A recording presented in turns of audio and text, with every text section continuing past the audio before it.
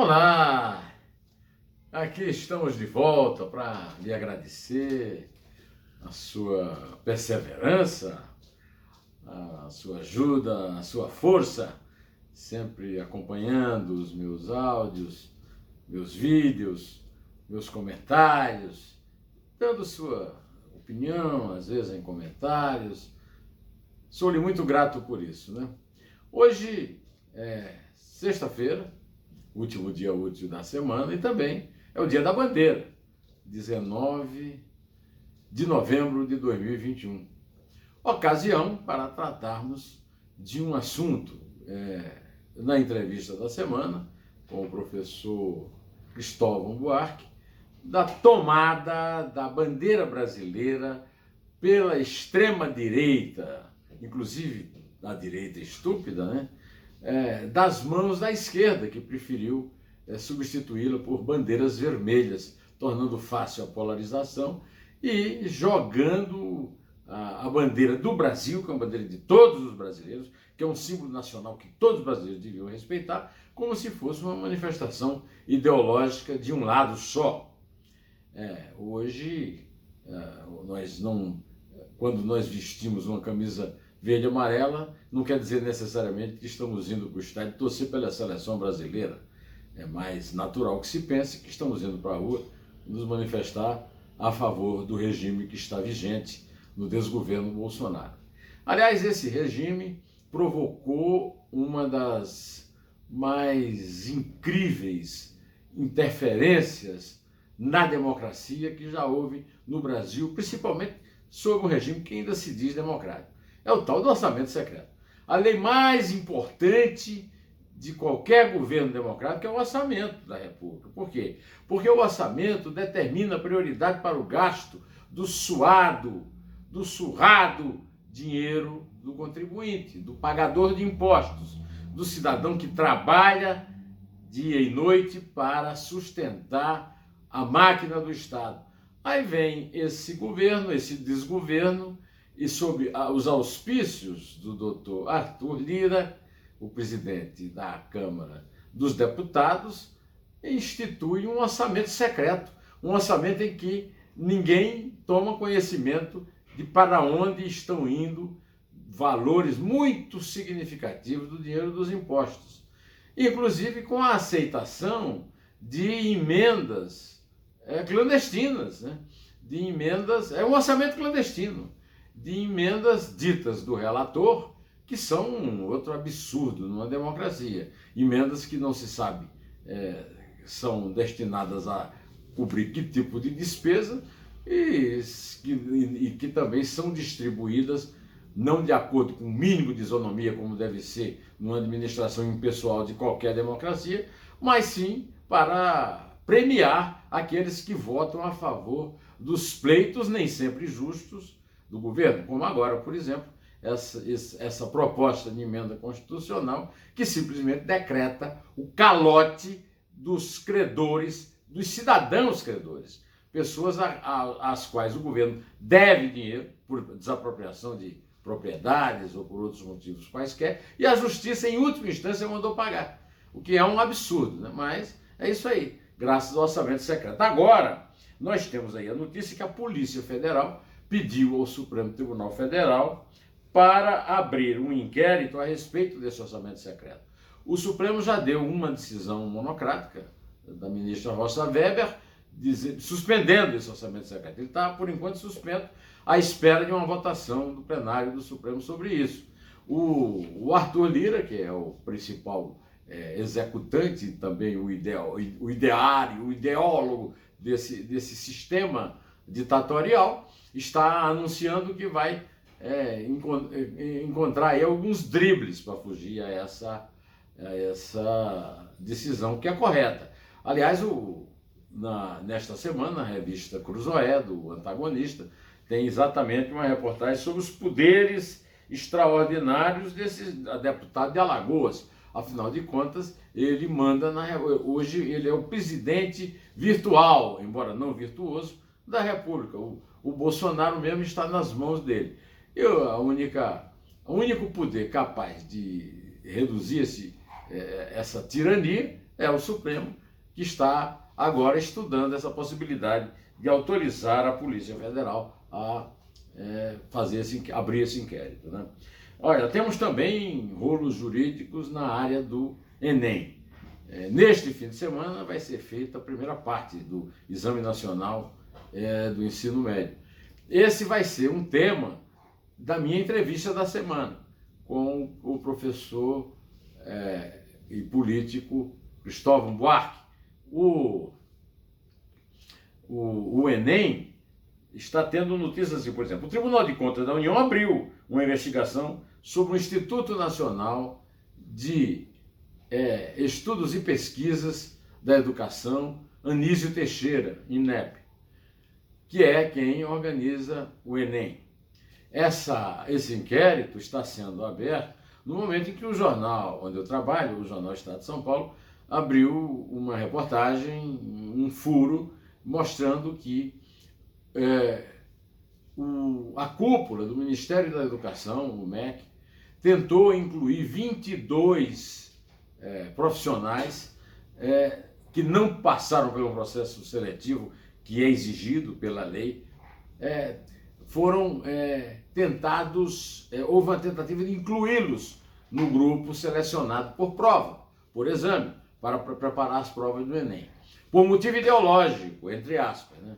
São pessoas de direita, de confiança do governo, de confiança do ministro Milton Ribeiro. Algumas são do próprio Mackenzie, a instituição particular de ensino da qual ele é oriundo.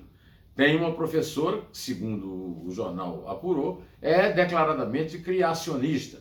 E por aí afora, são 22. Agora, está noticiado também que houve um recuo depois de toda a confusão em torno da chamada tentativa de interferência do Bolsonaro, que ele reconheceu nessa viagem que fez ao Golfo Pérsico, quando disse que o Enem ia ter a cara do governo e obrigou o ministro da Educação a dar uma desculpa para lá de amarela.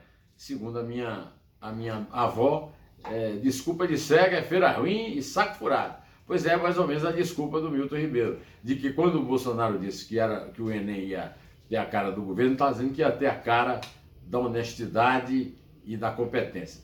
Será que é mesmo, hein? Preciso duvidar bem disso, né? O INEP está aí debaixo de observação geral, inclusive porque foi divulgado que entre as tentativas de modificações de questões, estava uma que queria impor que o movimento de 64, que derrubou o presidente, fraco ou forte, constitucionalmente eleito pelo povo, registrado, com a chapa registrada e com a candidatura aprovada pela Justiça Eleitoral, João Goulart.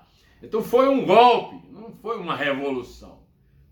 Então, não, queriam substituir golpe por revolução. Era uma das formas de transformar o Enem em alguma coisa que o Bolsonaro pudesse achar parecido com a cara do governo, do desgoverno dele, né?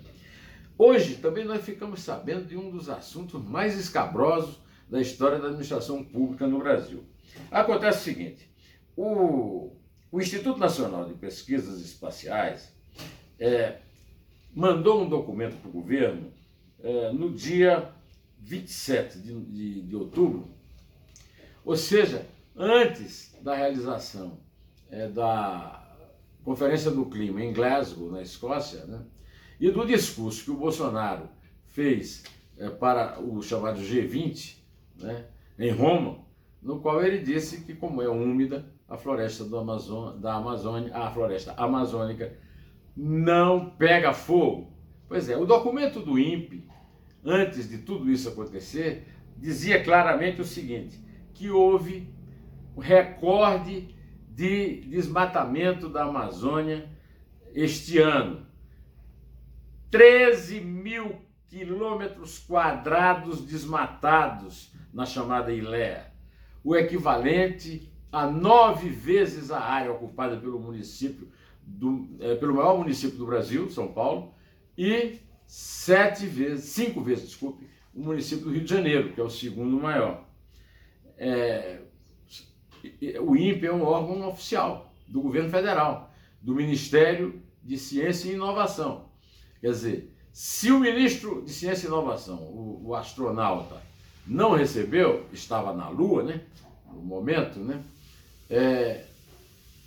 ele prevaricou. Se recebeu e não comunicou, prevaricou. O que é certo é que Joaquim Leite, o ministro do Meio Ambiente, que foi com a segunda maior delegação da COP26, a Glasgow, tinha obrigação de saber que o que ele estava oferecendo, né, toda a mudança radical do Brasil em relação à questão do meio ambiente, era mentira, porque o Brasil estava batendo um recorde em 15 anos. Fazia 15 anos que o desmatamento não era assim tão grande, né?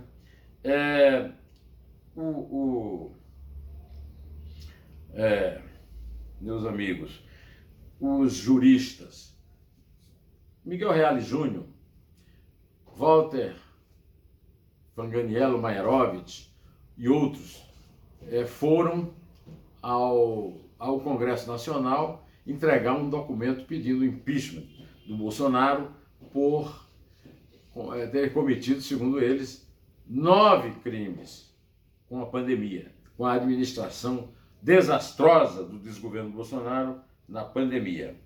É claro que esse documento não interferirá, porque o Procurador-Geral da República, Augusto Aras, e o presidente da Câmara dos Deputados, Arthur Lira, não farão nenhum movimento para abrir processo de impeachment contra o Bolsonaro. De qualquer maneira, é bom nós ficarmos sabendo que esses juristas estão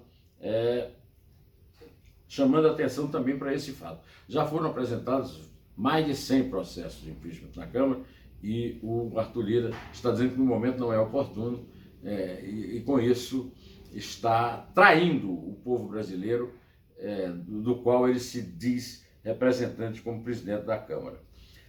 O Gilmar Mendes, que está em Portugal, num converscote que reúne ilustres da República Brasiliense, sob o patrocínio de um Instituto de Educação da Propriedade, em que ele e um filho são sócios, né, votou contra a decisão do Supremo de aceitar descontos compulsórios em mensalidades de instituições privadas de ensino durante a pandemia, o que mostra que ele não tem a menor consciência social, que não tem a menor empatia, que não tem a mínima sensibilidade e, sobretudo, que não tem o menor respeito pelo povo que paga o salário dele. Ele tinha que, no mínimo, primeiro, é um absurdo ele ter uma instituição de ensino privada. Segundo, votar a favor dos interesses dele mesmo como patrão, tá certo? É um absurdo que se junta à biografia do senhor decano do Supremo Tribunal Federal. O Estadão, o jornal Estadão de hoje, traz uma reportagem muito interessante sobre o maior contador de causas do Brasil. Rolando Boldrin completou 85 anos e está lançando um livro, Causos de Televisão ao Vivo e Outras Histórias. O Rolando apresenta o programa Senhor Brasil na TV Cultura e é o melhor contador de história do Brasil. Então, o que é que o Estadão está fazendo? Contando a história dele. Vale a pena ver, o Rolando é um figuraço. Conheci o Rolando quando ele fazia o papel do Dom Rafael, que era o vilão da novela O Direito de Nascer, de Félix Caê, que foi um grande sucesso na Rádio Nacional. Minha mãe colecionava folhetos que eram impressos e vendidos em banca com os capítulos da novela, seguindo a saga do Dr. Albertinho Limonta, que era perseguido pelo pai da noiva dele, da amada dele, a Tereza Cristina. Essa novela teve os direitos comprados para a televisão brasileira por Boni e Walter Clark, que mandaram a Dercy Gonçalves levar o dinheiro ao México, quando morava o autor, Félix Caê, que não aceitava trabalhar com o banco. Já era um negacionista naqueles distantes anos 70. Eu conheci o Rolando Boldrin como Dom Rafael e temos até hoje uma relação de amizade bastante profícua, né? Bom, eu vou terminar aqui convidando você para, neste fim de semana, ver no sábado, 1h da tarde, o Neumann entrevista o Cristóvão Buarque, ex-reitor da UNB, ex-governador do Distrito Federal, ex-senador pelo Distrito Federal, pelo Partido Cidadania, que é o partido dele, e dois dedos de prosa sobre este livro aqui, ó. Este livro, segundo meu amigo Pedro Bial, brilhante, segundo Eduardo Janete da Fonseca, que me aconselhou a ler, também brilhante. Aí sim, As Pretas da Bahia, Suas Escravas, Suas Joias, de Antônio Risério, antropólogo, poeta, letrista de música popular, tudo que você quiser. E eu vou ter uma conversa com ele a respeito dos bastidores desse livro e da vida dele como um todo. Por enquanto, vou ficando por aqui. Direto ao assunto. Até um bom fim de semana para você. Até segunda-feira, né? E só a verdade salvará as nossas vidas.